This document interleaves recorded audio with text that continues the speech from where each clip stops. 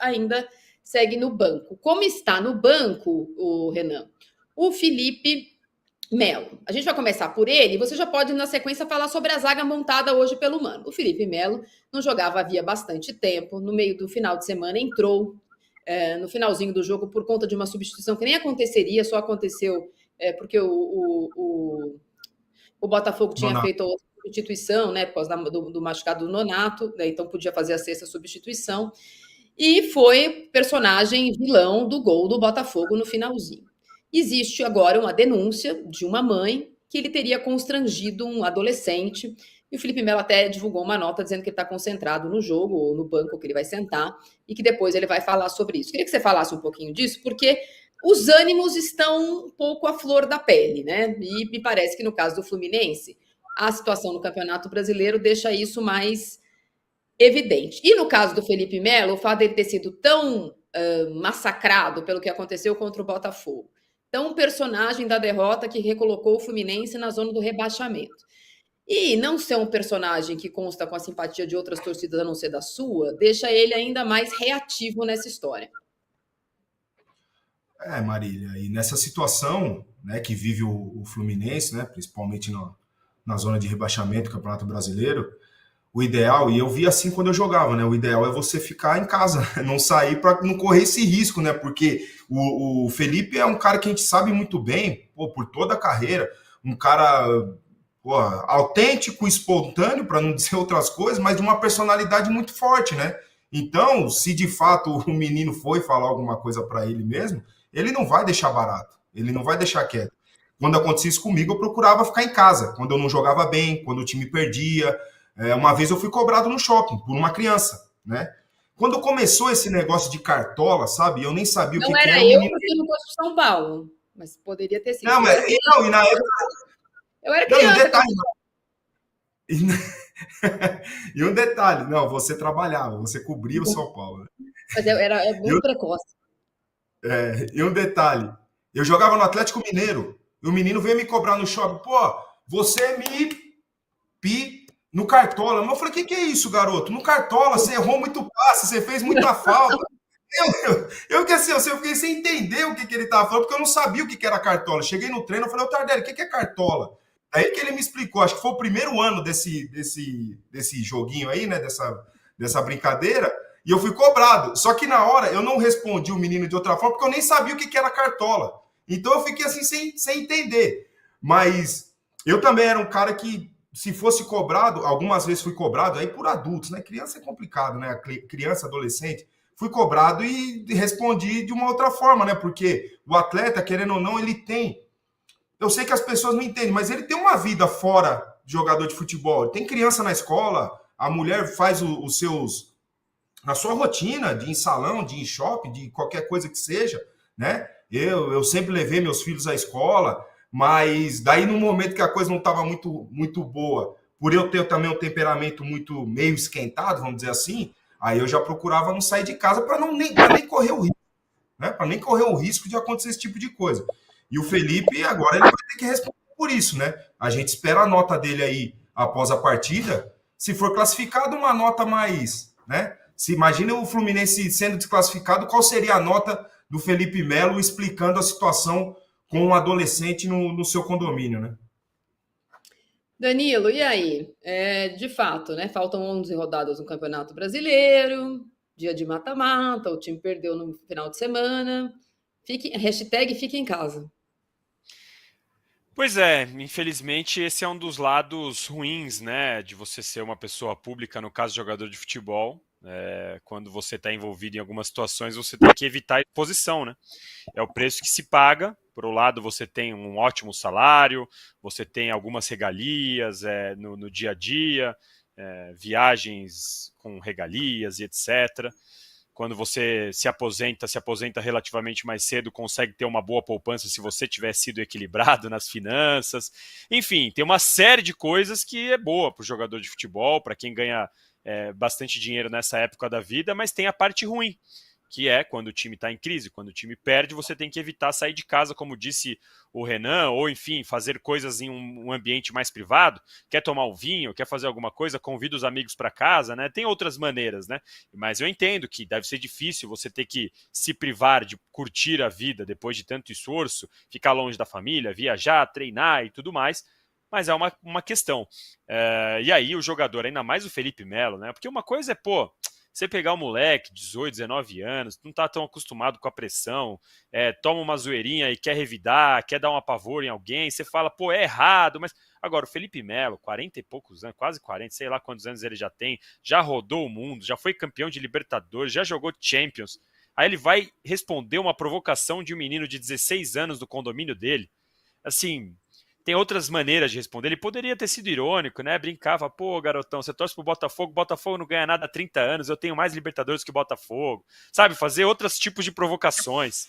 Não essa que foi relatada na reportagem, né? Então, é uma pena que, né, segundo as acusações aí, a gente tem que esperar a investigação, mas se isso aconteceu mesmo, o Felipe tinha que reagir de uma maneira mais inteligente. É o preço que se paga por ser alguém tão famoso e, como eu disse, tem toda a parte boa lá atrás também. Ô, Renan, falando do jogo, tá 1-0 para o Fluminense. Se você quiser colocar de novo para mim aí, Marinho, a escalação do Fluminense, com esse time que o Mano escalou, ele tá jogando para se classificar com empate ou ele tá jogando para ganhar? Se a gente lê esse time aí, é curioso, né? O atual campeão da Libertadores tem 2 jogadores aí que jogaram a final da Libertadores. 3. Fábio, Samuel Xavier e Arias. O Ganso jogou também, 4. É um time muito mudado, com uma temporada que até começou com o título daquele negócio, como chama? Recopa? Mas também Metso, não foi um... É Recopa ou Supercopa? Recopa, né?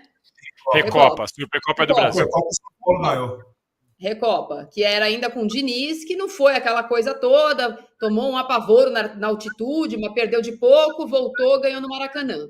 Né? Não foi um dinizismo nesse partido. Aí foi mal no estadual, tá fora da Copa do Brasil há algum tempo, e ainda está na Libertadores, mesmo com os solavancos. Eu acho até o fato de ter tido esses mata-matas espaçados, né? Então a primeira fase acabou em maio, aí o mata-mata voltou em agosto, o Fluminense pegou o Grêmio, que também é um time que sofreu muito na temporada, então... Você conhece muito bem o Mano, né, Marília? Ele, com uma vantagem mínima que seja, eu acredito que ele, apesar do esquema, né, do modelo de jogo não ter mudado, e tá ali com Arias, com Serna, com Ganso, né? O Martinelli é um jogador que controla bem a bola também, tem bom passe, tem boa técnica e tal, mas eu não vejo o Fluminense se expondo, não. Eu vejo o Fluminense jogando em contra-ataques ali com Arias e com Serna, né? Eu imagino dessa forma. Tem que ver a condição que o Thiago vai estar, né? Ele saiu machucado no primeiro jogo, aí a gente não sabe a condição que ele vai estar, e concordo quando você diz que ele não jogaria se não fosse um jogo de tal importância, né? Mas eu não espero, não, um Fluminense muito, muito ativo, e sim reativo, esperando as ações. O problema é que a pressão do Galo, né?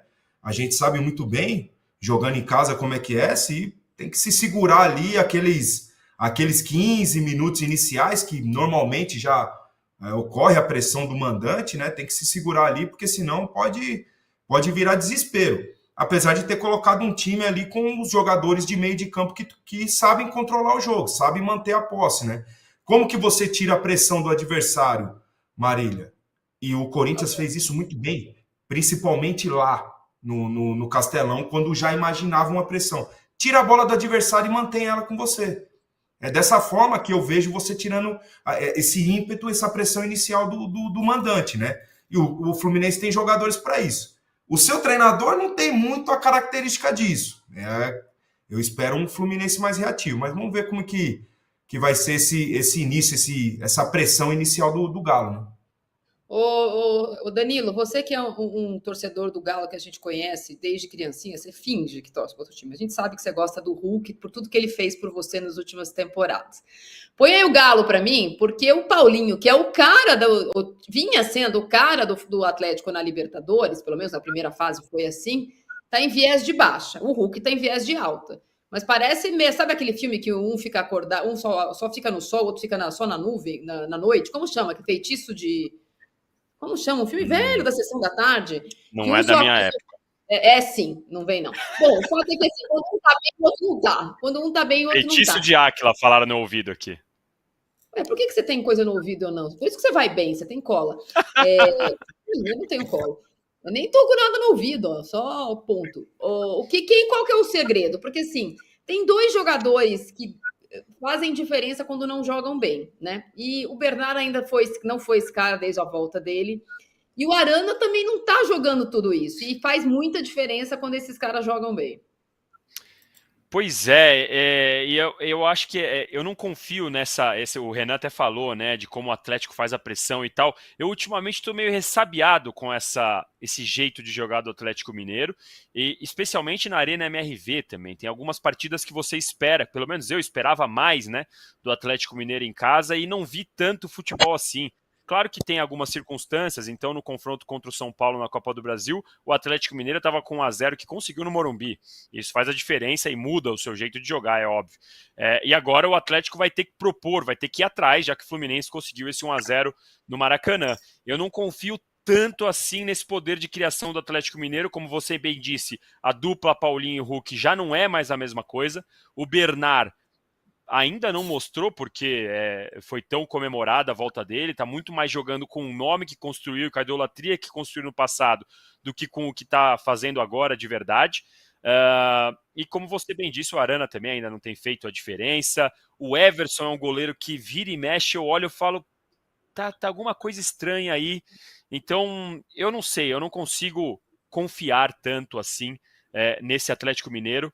Eu acho que por isso que eu apostei na vitória do Fluminense. Acho que o Fluminense vai jogar bem recuadinho, aproveitar uma velocidade de repente aí do Arias, uma arrancada com alguém, com o Martinelli, alguém ali, por isso que eu aposto nessa vitória, vitória não, mas nessa Em tempo classificação normal? do Fluminense. Em tempo normal. No tempo normal, você acha que vai passar o Fluminense? Eu acho que o Fluminense passa em tempo normal. Eu acho que o Fluminense não perde hoje. O senhor votou no Galo no nosso bolão. Então,